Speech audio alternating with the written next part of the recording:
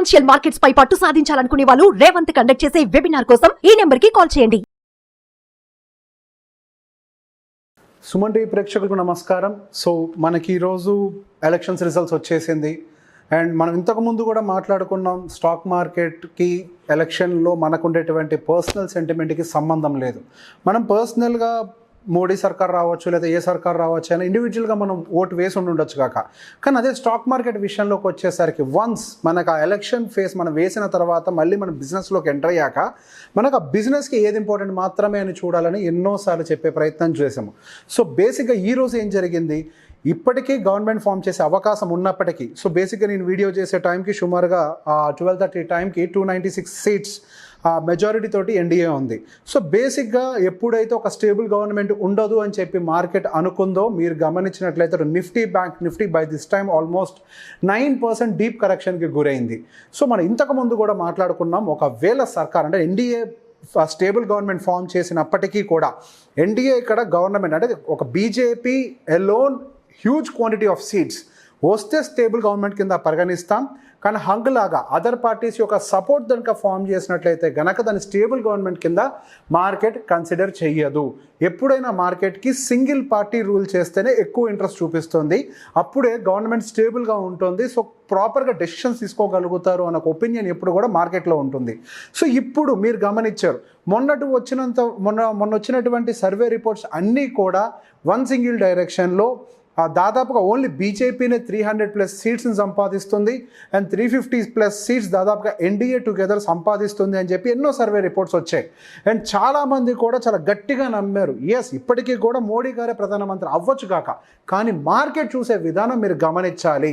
మార్కెట్కి stable government మాత్రమే important, అక్కడ ఎవరు ఉంటారు అన్న దానికంటే కూడా. సో బేసిక్గా మనం ఇంతకుముందు కూడా మాట్లాడుకున్నాం, రిస్క్ రివార్డ్ రేషియో అనేది మనకి ఇప్పుడు వర్కౌట్ అయ్యే సిచ్యువేషన్లో లేదు. మనకు హయ్యర్ సైడ్ వెళ్తే హార్డ్లీ ఒక 5% కూడా వెళ్తుందో లేదో గ్యారంటీ లేదు. కానీ ఒకవేళ బై ఎనీ ఛాన్స్ ఏదైనా సర్ప్రైజ్ జరిగినట్లయితే కనుక 10 to దాదాపుగా 20% కరెక్షన్ జరగడానికి కూడా అవకాశం ఉంది. సో బేసిక్గా మీరు గమనించినట్లయితే ఈ రోజు జరిగినటువంటి మేజర్ కరెక్షన్లో ఎక్కువగా పార్టిసిపేట్ చేసింది ఏవైతే రీసెంట్ డేస్లో మోడీ స్టాక్స్ అని సోషల్ మీడియాలో, నేను ఆ రోజు కూడా ఇంతకుముందు కూడా చెప్పాను, బేసిక్గా ఇది ట్రాప్ వేసే టైం. మనం ఆకాశాన్ని చూస్తూ వెళ్తున్నాము, మార్కెట్ ఎక్కడికో వెళ్ళిపోతుంది అని, కానీ కింద నుంచి మనకేమో ట్రాప్స్ ఏర్పాటు చేస్తున్నారు. సో బేసిక్గా ఒకవేళ మోడీ ప్రాపర్గా గెలిచినా కానీ తర్వాత ప్రాఫిట్ బుకింగ్ కూడా సివియర్గానే ఉంటుంది ఎట్ ఎనీ కాస్ట్. ఒకవేళ మనకి బీజేపీ గవర్నమెంట్ ఫామ్ చేసినా మనకి ప్రాఫిట్ బుకింగ్ ఒక 2-3 డేస్ తర్వాత రావచ్చు. ఒకవేళ బీజేపీ గవర్నమెంట్ కనుక స్టేబుల్గా ఫామ్ చేయకపోయినా కానీ మనకి హెవీగా ప్రాఫిట్ బుకింగ్ రావచ్చు అని మనం ముందుగానే చెప్పాం. సో ఈరోజు గమనించినట్లయితే అదానీ రిలేటెడ్ స్టాక్స్, పర్టికులర్గా అదానీ ఎంటర్ప్రైజ్ అయితే 25% మైనస్లో ఉంది, Adani ports 25% minus, Adani power -20% and Adani total gas -20%, Adani green -20% and Adani Energy Solutions and almost -20%, Adani Wilmar -10%, Adani Ports -25%. And మనం సో కాల్డ్ ఇప్పటి వరకు కూడా మోడీ స్టాక్స్గా పిలుచుకున్నటువంటి డిఫెన్స్ స్టాక్స్, ఈ మధ్య ఈ డిఫెన్స్ స్టాక్స్కి సంబంధించి చాలా పెద్ద థీమ్ కూడా రన్ అయింది. సో మీరు గమనించినట్లయితే ఇప్పుడు భారత్ డైనమిక్స్ దాదాపుగా -10%, హిందుస్థాన్ ఏరోనాటిక్స్ దాదాపుగా 25% minus, and almost Paras defence almost -18%, Cochin ship yard -10%. మీరు గమనిస్తే ప్రతి ఒక్క సెక్టర్ కంటిన్యూస్గా నెగిటివ్ సైడే డ్రైవ్ చేసుకుంటూ వెళ్ళింది.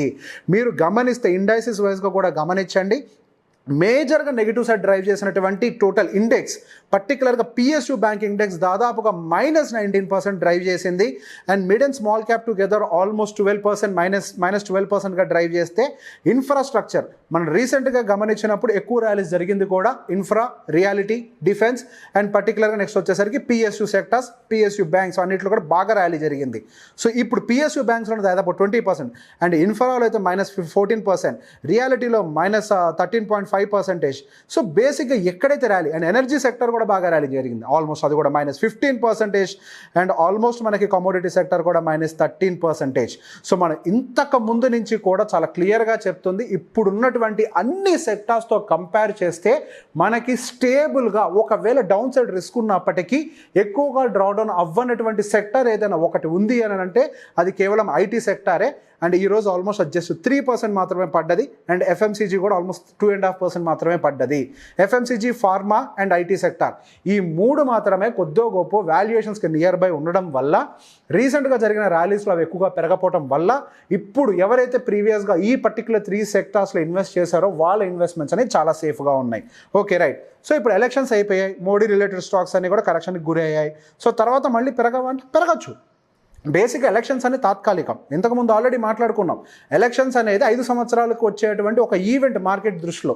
మనందరికీ పర్సనల్ సెంటిమెంట్ ఉండొచ్చు, అటు కాంగ్రెస్ మీదో బీజేపీ మీదో. ఆ పర్సనల్ సెంటిమెంట్ని తీసి మనం బిజినెస్లోకి ఎంటర్ అయిన తర్వాత లాజిక్ మాత్రమే పనిచేయాలి. ఆ లాజిక్ ప్రకారం ఇది ఒక ఈవెంట్ కేవలం మార్కెట్ దృష్టిలో. ఈ ఈవెంట్ అయిపోయిన తర్వాత మళ్ళీ మార్కెట్లో ఉన్నటువంటి కంపెనీస్ అన్నీ కూడా నెంబర్స్ని పోస్ట్ చేస్తాయి. అవి కనుక కన్సిస్టెంట్గా ప్రాపర్గా నెంబర్స్ని కనుక డెలివర్ చేయడం మొదలు పెడితే డెఫినెట్గా వాటి ప్రీవియస్ పొజిషన్స్కి అవి వెళ్తాయి. కానీ ఇప్పుడు జరిగినటువంటి ఈ సీరియస్ కరెక్షన్ నుంచి రికవర్ అవ్వడానికి మేబీ కొంత టైం పట్టచ్చు. సో ప్రాఫిట్ బుకింగ్ అనేది చాలా హెవీగా ఉంటుంది. దానికి గల కారణం వెరీ సింపుల్. ఆఖరి లాస్ట్ 6 మంత్స్లో దాదాపుగా 12% అనుకోండి, నెట్ వరకు 12 అంటే ఆల్మోస్ట్ లైక్ 14% ర్యాలీ అయినట్టుంది ఆల్మోస్ట్ మనకి. సో నిన్నటితో కలిపి yesterday's was one of the huge rally after the post market report.